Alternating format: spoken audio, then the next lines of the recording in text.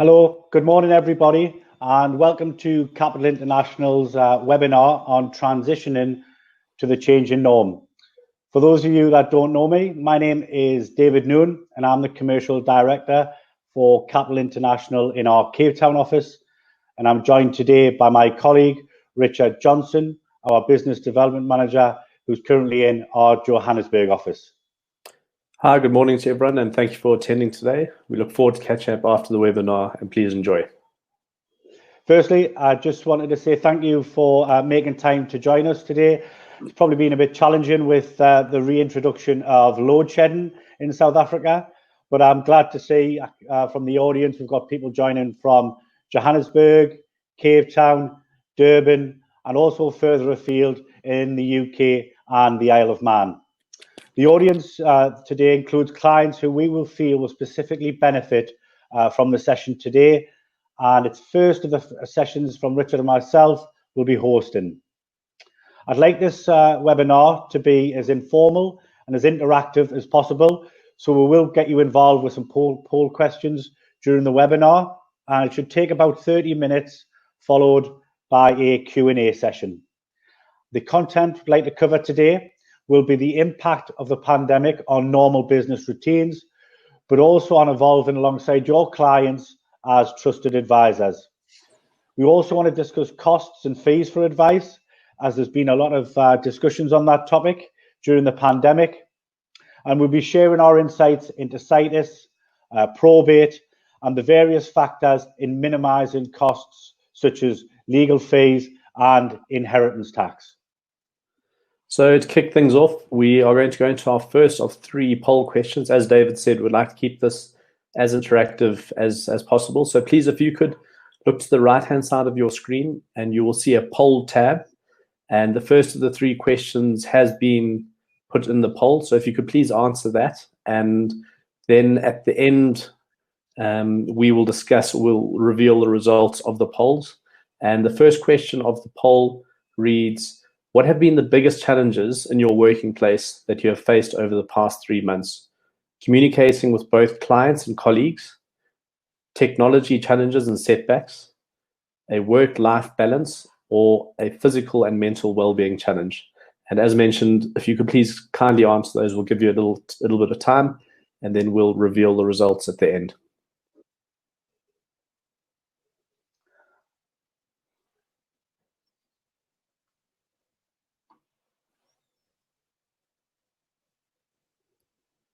Okay, thank you for answering those. Okay, I'm hoping you're all still there, because my load shedding has just happened in Cape Town and our backup has just kicked in. As you can see, the lights probably went dark on my side. So thank you, Eskom, for that. Before we start, let's talk about a quote that I read during the early parts of the pandemic, and it really resonated with me during the pandemic. So it's a very famous quote by Charles Darwin. And to quote Darwin, it's not the strongest of the species that survives, nor the most intelligent. It's the one that is most adaptable to change. And I feel this quote really sets the scene for what we've gone through during the pandemic. Global pandemic, it's forcing change. We've been forced to change the way we do business. I mean, can you name another time in your lifetime that has had this big an impact? Now, I'm old enough to remember the tech bubble burst. I actually worked for the largest British bank during the banking crisis, but even that feels insignificant to what we've just gone through over the last 3 to 4 months. It's not only impacted a huge number of people, but it's also impacted every part of our daily lives. And some of them are positive, and some of them are negative. We know about the alcohol ban back in South Africa, but let's look at some of them more in detail. For me personally, it's been about adapt, change, and evolve, especially with technology. For those that know me, I'm a self-confessed technophobe and I actually enjoyed face-to-face meetings, but I've had to embrace change with both hands, utilizing Teams, Zooms, and Skype. And Richard, also, I know you've been extremely busy during the lockdown in Johannesburg. Would you share with the audience some of the impacts of the pandemic on you and your clients? Yes, certainly, David. Firstly, I can't help but agree that we've never been this impacted in our day-to-day. And I think the first of a few of the positive impacts of lockdown for me have certainly been that I'm saving up to 3 hours a day now that I'm not sitting in the infamous Johannesburg traffic, which I'm sure everyone is well aware of. Generally, I'd say I've been a lot more productive. And what lockdown has allowed me to do is it's allowed me to connect with our existing clients and also with my colleagues in our Cape Town office. And then if I may just touch on a few of the potential negative impacts of lockdown. Earlier this year, myself and Deborah Shields, our commercial director of banking, who's based in the Isle of Man, as you know, had that trip planned to Mauritius in Q1. And the idea of that trip was to meet with existing and prospective clients to showcase the investment and the banking offering and how they were and are going to integrate with one another. So we're really excited about that trip, but obviously because of lockdown and border restrictions and travel and all the rest, we weren't able to go over in person. But again, thankfully, we were able to adapt and change in that we were successfully able to conduct these meetings via Zoom or Teams or any of the other mediums. I think that was something that was certainly highlighted to me is the importance of self-management. I was guilty of accepting too many meetings, and to have 7 back-to-back meetings via video conferencing wasn't out of the norm. But what did happen as a result of that is I experienced what they term video conferencing fatigue. So I think that the lesson in it there is that I now appreciate the need to be able to say no. As much as you want to commit, it's not sustainable. And just before I send it back to you, David, something I'm sure as we're going through, there will be questions that the audience would like to ask. And on the right-hand side where the poll tab is, there's a chat tab, and the drop-down on the chat tab is events. And if you could please just type in your questions there, and then, as mentioned, we'll pick them up at the end. But David, just to send it back to you, I do know that you were part of the Capsule COVID team that met daily to discuss the impacts of COVID on the business. And would you mind please just talking us through a few of your observations that you made during that time? Yeah, I mean, we called it the Cobra Team, and it was made up of executives in the Isle of Man and South Africa, and we had to meet daily to plan our strategy to deal with the pandemic. And the first observation was how decisively and quickly we realized our 3 key priorities. And they were, firstly, protect our people, followed by protect our clients, and third, and importantly, protect our cash. And we managed this via daily meetings, firstly, to ensure the well-being of our staff, especially our vulnerable employees. And then secondly, we realized that we needed to be proactive and get close to our clients to understand their challenges, their requirements, and how we could support them to continue as business as usual. And by doing them too, it kind of looked after the third one, which was protect our cash. It's worth bearing in mind at the start of the pandemic, both our Isle of Man and South African office were extremely aligned, but with a few subtle nuances. Examples of that was, how would we set up working from home? We had to move 175 staff across 4 offices in 2 jurisdictions in a very short space of time. And I'm extremely proud that we did that very quickly and very efficiently. We then had things like varied working hours for staff who also had children at home because the schools were closed.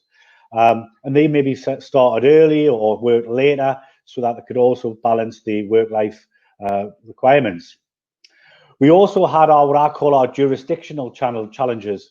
So in the Isle of Man, their challenge was that during the day, the internet usage would drop, the speed would drop significantly because Google Classroom was being used. So again, this is where staff said, look, I'm going to work later or in the morning because all the kids are on Google Classroom and it's not very efficient to try and work then. We had a different kind of challenge in South Africa where members of our team actually, unfortunately, the electric cables were stolen, so they had no power rather than no internet. And it was important that safely we could get them back in the office just so that they could work to a degree. But I feel that there's been positives that's come out of the decision that we implemented. The main one, that there's been no job losses within Capital during the pandemic. We've been able to protect all jobs.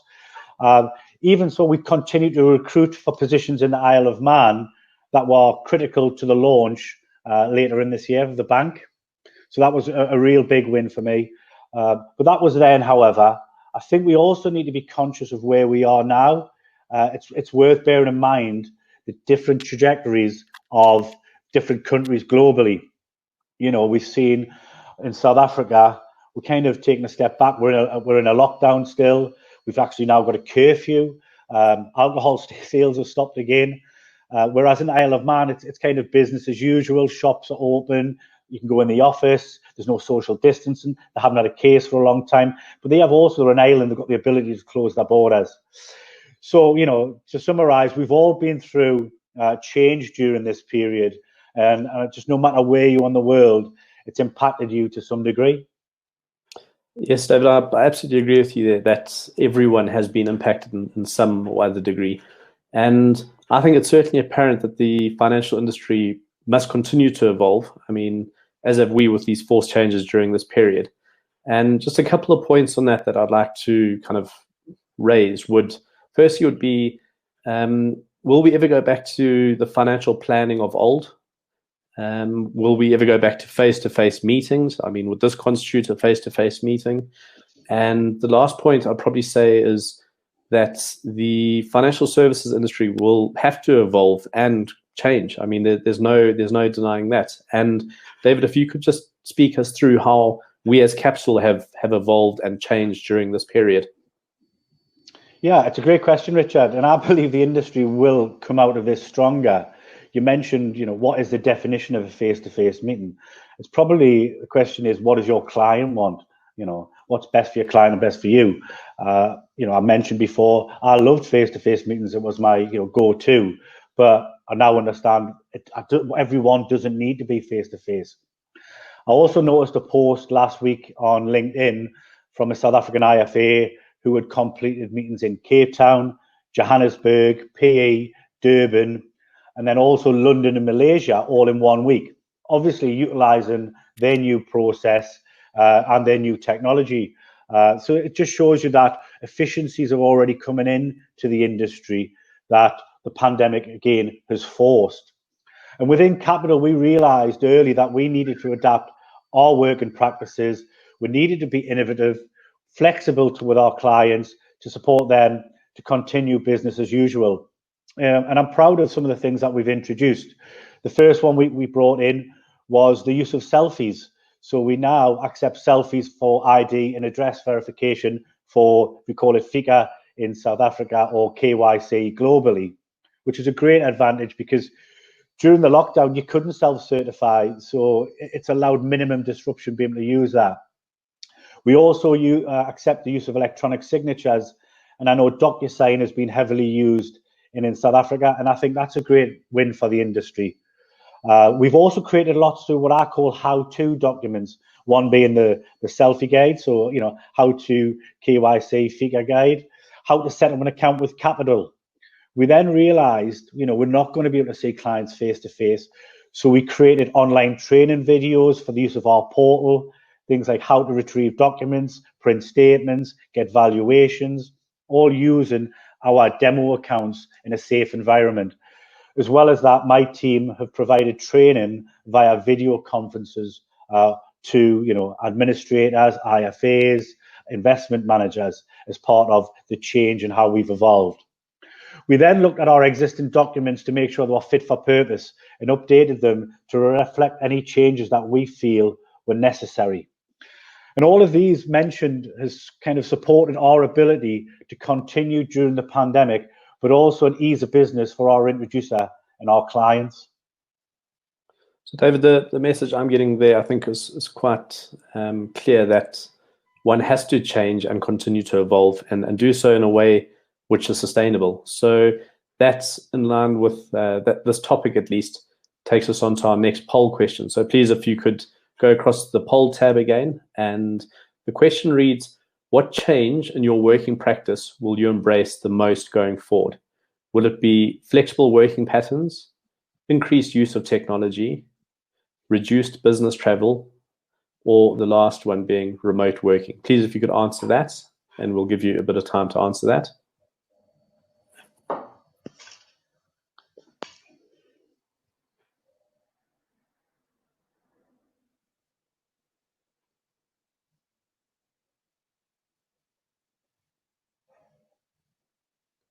Okay, thank you. So I personally believe, and I'm sure a lot of you do as well, that the historical solutions may now not fit in today's new norm.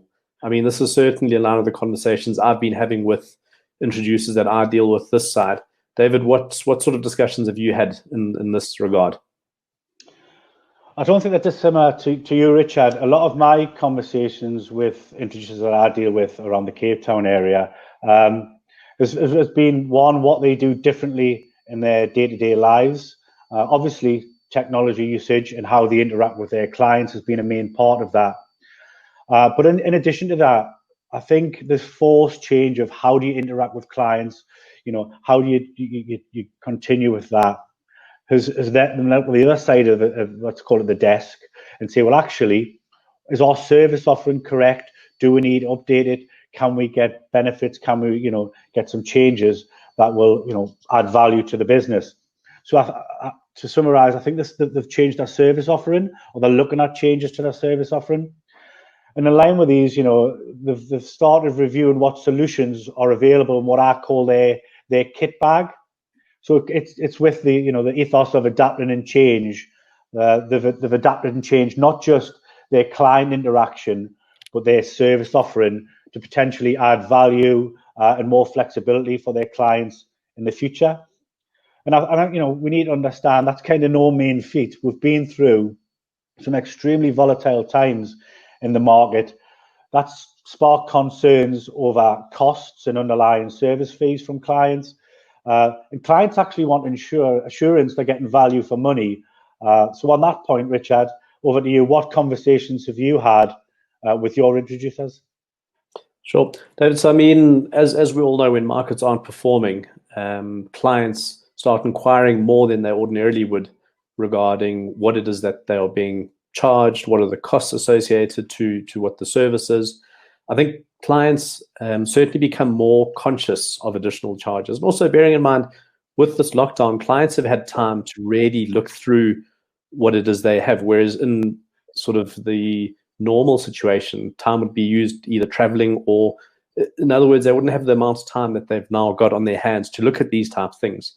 And I think another thing which kind of compounds the challenge here is that investors ordinarily would run to cash, but I mean, as we're aware, with these very low global interest rates, and in some cases even negative interest rates, it may seem that cash is not king, which I mean used to be the kind of run or the go-to at least. And also, I think that the managers, the investment managers, the IFAs, the trustees, really now at this stage, especially when clients are so concerned about potential changes to their income, as you mentioned earlier, the redundancies and the like. I think it's certainly, if ever there was a time to provide that extra reassurance that their funds are not only retaining value, but are also actually invested into the correct solution. So I'm just thinking, David, I'm going to hand it back to you with, if you could please just talk us through some of the possible tax issues when moving monies offshore. Yeah, there's tax issues which, are costs basically. And what I found is, people are not looking at just the short-term costs of getting money offshore. They're looking at the longer-term costs that they'll need to cover. And not just that they need to cover, that their families may need to be aware of. And I think really that's following the introduction of FATCA and CRS and the automatic exchange of information. I look at it, the world is a small space. We live in a world of global transparency. And if you think about it now, someone is sharing, information somewhere in the world as we speak. And it's not a question of when will this information be shared. It's already been shared. We've had FATCA and CRS reporting transparency for some time. So as we move away from home markets, although it's straightforward, you need to be aware of the possible expensive tax issues. And I've touched on them before, which is situs, probate, and the legal fees and potential inheritance tax costs that may be implemented. So, David, the message I'm getting here is that with the likes of CRS and FATCA and any of these reporting requirements are now certainly highlighting the ability for the likes of the UK or the US or any other situs sort of concern or jurisdiction at least, and their ability now to levy an inheritance or a wealth tax on an investor's portfolio. Yeah, I mean, yeah, we commonly call it situs tax. And if we think about life before lockdown, virtually every conversation that I was having with investment managers, trustees, advisors had an element of situs to it. Yet I think back 5 years ago, there was very little or no focus on it. And I think we need to be aware as an industry that every government will be looking for monies owed to it or increasing revenues via taxes. You know, I've already read articles regarding the UK of potential wealth tax, increases in inheritance tax. So, you know, governments are short of money. They're going to go to the quick wins, the easy hits. And, you know, them two are the first ones they're going to go to. So when investing offshore, we need to further investigate that we're not creating these potential situs issues. So now, you know, what is situs? You know, let's look at the legal definition. So in law, the situs of a property is where the property is treated as being for legal purposes. And what we need to do is please remember this is not just physical property. This includes investments, shares, some collective investment schemes, and other investment products. And today, what I'm just going to talk about is UK and US assets because they generally make up the largest share of an offshore portfolio. So investments incorporated in the UK and the US are considered situs assets, and as such, in the UK, will attract inheritance tax and federal estate tax in the US. And we call it situs within the industry. Now, we know that this tax issue can create not only unnecessary tax liabilities on a person's demise, but I'm not as sure regarding the complex tax reporting that it can create during a person's lifetime, especially when we are holding assets in a trust. Now, within the UK, because I'm British, I like to talk about the UK. There's two rules that the trustees have to be aware of. One is the 10-year tax charge rule, and two is the inheritance tax exit charge rules. Now, I did a bit of homework before this webinar, and I went on the HMRC website. So to quote the HMR website on the 10-year tax charge rule, the first line states, the calculation for the 10-yearly charge is complicated. So that's the HMRC telling you it's complicated. And due to the complexity of these rules, trustees have been reviewing their underlying holdings for the assets as they're concerned of falling foul of the HMRC as the example on reporting for those two events I've just spoke about. I've actually seen examples where trustees have forced advisors or investment managers to liquidate situs assets, even regardless of the performance of them, because they just don't want to have the issues with the 10-year or the exit rules that they may have to report on. It's not all doom and gloom. There are options and products out there that you can use, and there are solutions. And Capital does have a solution that people utilize on a daily basis. And I kind of call it the kinesis solution. And I know, Richard, you've been extremely busy in Johannesburg with your clients. Can you explain to the audience a bit more on kinesis and the CIG solution to situs? Yeah, sure, David. Very simply, our kinesis solution is a principal contract structured note. This is domiciled in Isle of Man. So what this means is that the investing client owns the note, and the note in turn owns the underlying asset, be it, for example's sake, as you've mentioned, the UK or the US. So what that does is it makes provision for the situs concerns. It creates somewhat of a disconnect, if you may.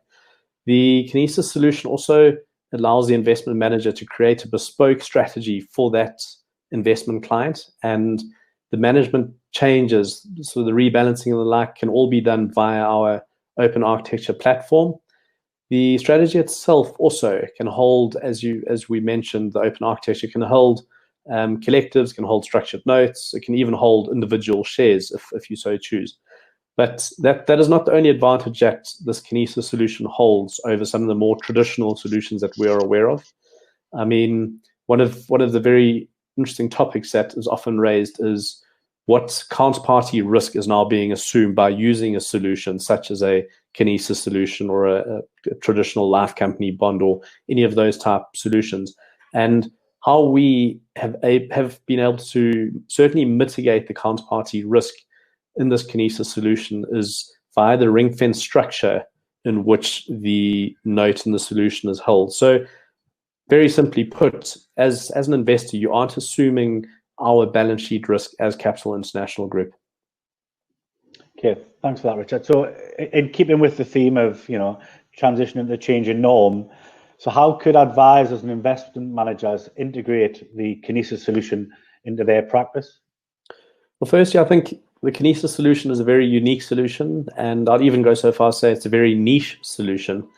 It's a very flexible investment, and the costings can be charged at varying levels, either at custody or within the note. But the point of it is that it's very flexible and there are no lock-in periods. I mean, as you mentioned earlier, the world is a small space. The world is also very fast-tracked. I think the appeal of these lock-in periods isn't quite what it may have been back in the day.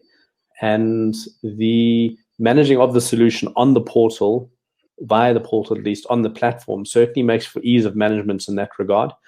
And this, to me, this Kinesis solution gives you access to global assets. And for an advisor or an investment manager, I think it also certainly facilitates a global reach to prospective clients.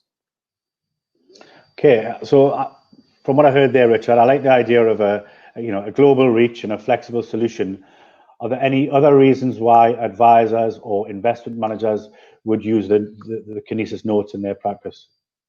I think, David, if I was to use one word, I'd say simplicity. I mean, by using the Kinesis solution, you're dealing with Capital as the custodian. The dealing is done via the portal, and the note is provided by Capital. So I think what that's achieving is it's removing the layer of fees, the layer of administration, just all the things that we are all very aware of in terms of it allows for ease of practice management to a point.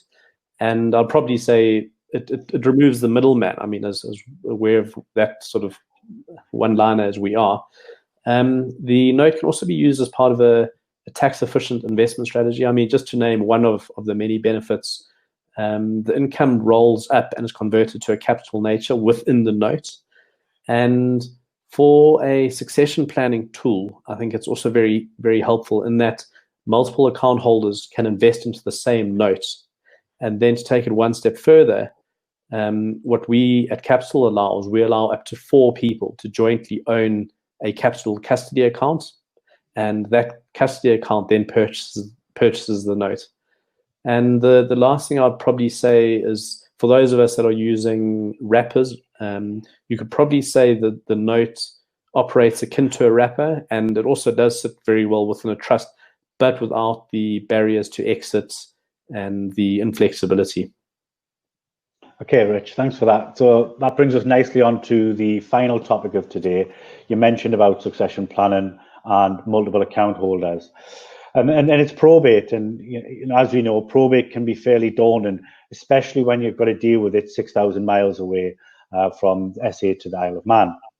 And probate raises itself as an issue when heirs or will executors need to take control and distribute the wealth from an estate. And usually because you need to transfer the ownership from the estate for the heir to take place. And probate's problematic. It costs money generally. We use a lawyer. And secondly, and I think more importantly, it takes time. It normally needs a lot of form filling, record keeping, and administration. And this is generally a time when a family are coming to terms with a bereavement in the family. And I know, Richard, you mentioned that Kinesis and Capital Platform accounts can be held by joint or multiple owners, thereby enabling the need for probate to be avoided and to facilitate straightforward passing of assets down to future generations. Generally, production of a death certificate in the Isle of Man will be sufficient for the monies to be transferred to the surviving joint holder. And also going back to, transition to the change and supporting our clients, we realize there's not a lot of information out there regarding dealing with probate. So we're creating a document, a helpful guide on probate that we will be issuing to our clients in the not too distant future. Thank you for that, David. Just in completing the third of the and final of the poll questions, we thought we'd ask something a little more lighthearted. And if you could go to the poll tab again, please, and answer the question. It reads, what is your deepest lockdown regret? You have only worn sweatpants for the past 3 months. I certainly know colleagues who've done that. The amount of weight you've put on due to daily Uber Eats deliveries. Third, that you've spent a full month's salary on stockpiling wine. I think we also are guilty of that. And that you've watched literally everything on Netflix. Please, if you could answer that poll question, and we'll then discuss the results. Okay, so just while we tallying the polls, I can see we've had a few questions come in. David, the first of the questions I'm going to hand back to you, and the question reads, what happens if one of the 4 joint account owners passes? What is the process? Okay, thanks for that. So we touched on it lightly on the probate section. It's basically you need to get the death certificate or a certified copy of a death certificate to the Isle of Man. And then I always kid it to, it's an administrative task. So we then need to remove that party from the account. And there's no changes to the account. So there's no need to sell assets or close an account and have that process where you're sort of creating money, then you've got to buy back. So you don't have that extra costs involved. The main thing that we look to do is we want to do it as quickly and as efficiently as possible, because what we don't want to happen is correspondence goes out with the deceased name on, which can, at a time where the family are in bereavement. So that's kind of from an admin point of view. Dealing with it, I think one of the big advantages with Capital is you've got somebody in country, so you've got us in South Africa that can assist. But also our office is in Isle of Man. It's something they do on a daily basis. They're used to doing it. So it's not something that, that they're afraid of, if I want to say. So yeah, it's more of a process rather than a long requirement. The one thing you need to bear in mind is this doesn't impact the dealing of the estate and the wind-up estate, let's say in South Africa. That still has to be dealt with. Great, thank you for that, Dave. The next question that we've had come in here, I'm going to tackle this one. The question reads, is it possible to transfer an existing investment portfolio from another platform into the Capital Kinesis solution? Yes, it absolutely is. I've actually recently completed doing this with one of our advisors on the platform. So for example's sake, if we said the investment was made up of collective investments, we have a stock transfers team in the Isle of Man who would obviously facilitate the transfer of the units. So they'd move from the third party across to Capital's platform. And then what would have to happen is there'd have to be a sale of those units, and then we would have to repurchase. But what happens is we're able to do that as a paper entry. So basically what that means is we would sell out of those units and repurchase them at the same price that we sold them for, because it's a paper entry that we're creating. But what is important to note is that the ownership now has changed. So what does this mean? It means that there's obviously a deemed disposal, and these assets are now held or owned by the Kinesis note itself. But because it's a paper entry that we're doing for you, we won't charge you a dealing instruction to either sell out or to repurchase. And you won't be out of the market because it's, as I mentioned, a paper entry, and we repurchase at the sale price. Okay. We've had another question come through here, and I think this one's directed to me, David. You mentioned earlier that the Mauritius trip to discuss the banking and investment offering was cancelled. Please, can you share more on this offering? Actually, this is really exciting. We're hoping to have the banking offering launched this year, but for COVID, which I'm sure, as was the case with a lot of other companies, we didn't quite anticipate it being the way it's been. And we are now hoping to have it rolled out at the end of Q4. As we speak, it's currently with testing for, at least in testing with a third party. And the irony behind it is that this third party now are trying to kind of break into the system, if you may. So it's almost going through its trial period, and we're hoping for a soft launch later this year, as I mentioned, end of Q4. It is also quite beneficial in that it's a single onboarding for a client, either as a banking client or as an investment client, or both investment and banking as their engagement with Capsule as a company. The banking side will be real-time banking. It's a fully digital banking solution, or offering at least. And that's to touch back on that Mauritius trip. The reason why myself and Deborah were going over to Mauritius was to speak to a lot of our existing clients, either TSPs, CSPs, or even a few of the high net worth individuals who aren't comfortable having a Mauritian bank as part of their setup. But they are, however, happy to engage with a UK clearing bank, which is what the banking offering will entail. So I think it's that, coupled with integration on the investment side, that is certainly getting a lot of attention. And we're really excited. And as mentioned, unfortunately, couldn't get over there in person, but nonetheless, I feel we've achieved as much as we could remotely via what it is we were able to do with Zoom and Teams and all the rest.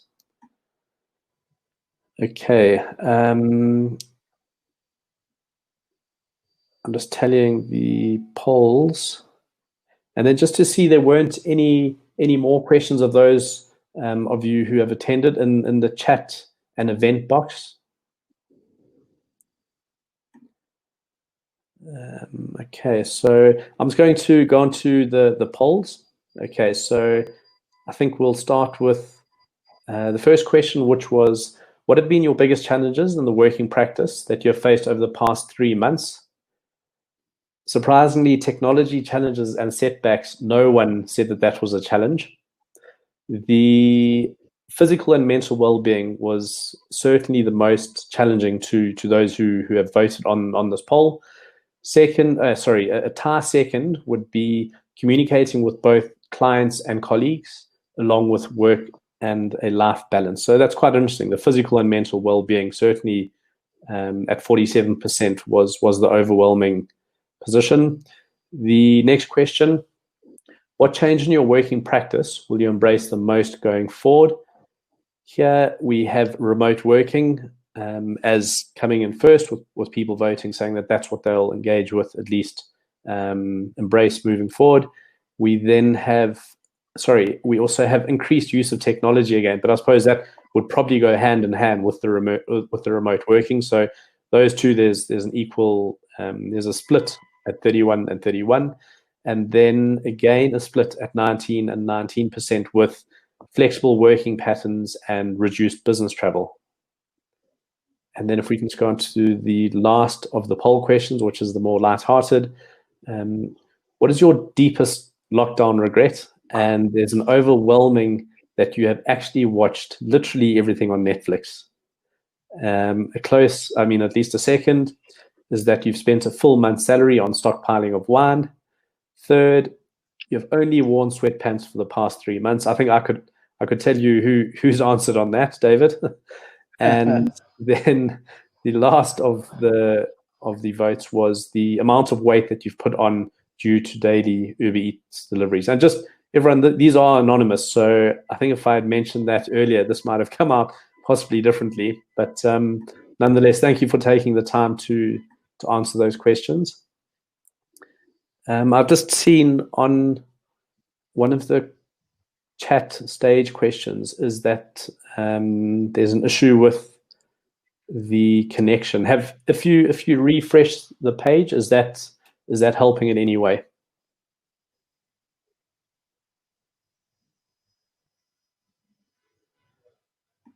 Okay. Shall we go back to face-to-face? It's obviously better than technology. I think so, although there's an overwhelming vote towards technology, and no one mentioned that they had challenges with technology. But let's carry on there. So yeah, David, back over to you, please. Yeah, I think there's no more questions within there, Richard. No, not that I can see. If they do pop up, I will interrupt you and get it out. Okay, thanks, Rich. So guys, if it's an internet usage problem, if it's what I had earlier, if it's load shedding, please, we really, really do want your feedback on the webinar today. If anybody wants any further information on the topics today, please reach out to myself, Richard, or a member of my team. You've all got my email address in the invite. And I think, we've been through lots of change. We're still, going through some big challenges, especially here in South Africa. We need to stay physically and mentally strong. So as I started on a quote, I think I'll finish the webinar today on a quote. So change is inevitable. Don't fear change. Change is a forced discipline. Transition changes our fundamental identity, moves from what was to what is. Great, another quote to finish on. So guys, I just want to say thanks for your time. Hopefully I'll speak to you soon, what I call face-to-face via Teams or Zoom, and I welcome your feedback. Thanks again now. Keep well. Great. Thank you, everyone, and please keep safe, and we look forward to hearing from you. Thank you. Bye.